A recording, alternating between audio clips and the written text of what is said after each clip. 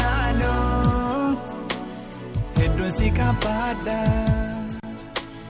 obbo walitti fuulee arrabni koo hidhaa fuula naa kennitus maalan si gaafadha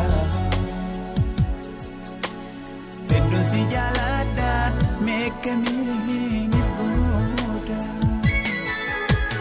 rakkoo walii beeku furmaataaf gaariidha akkani si jaaladhu garaan kee ni beeka mee maaltu narraa mul'ata mee ija keessa na laali ati akkana si jaaladhu.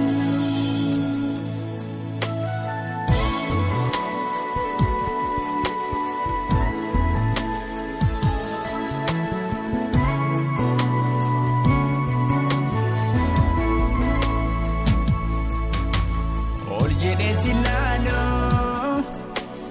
hedduun si kabaadha obbo walitti fuulee arrabni koo hidhaa fuula naa kennitus maalan si gaafadha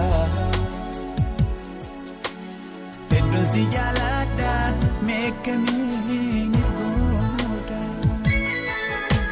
si jaaladha jedhi.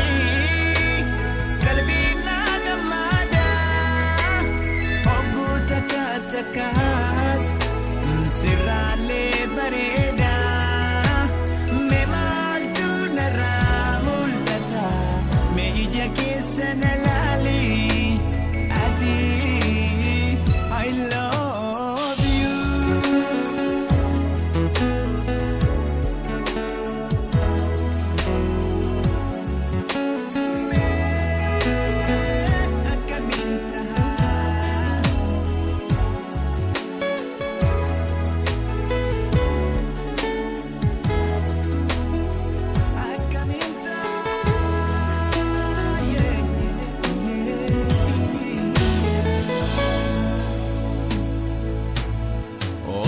Silalo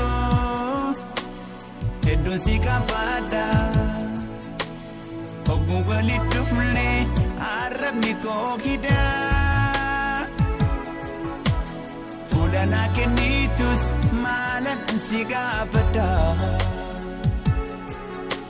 hedduun si jaaladha meeqamiin ifgooda waa hundumaa caalaa.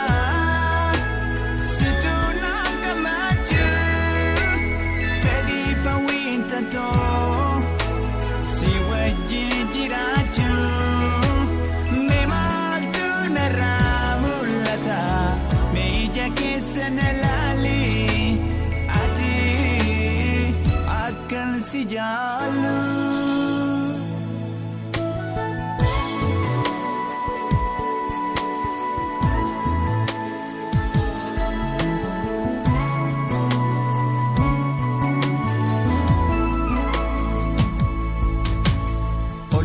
Silalo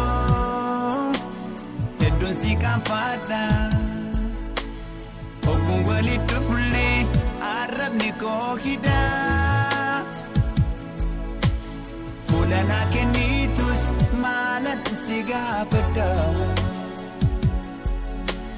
hedduun si jaaladha meeqamiin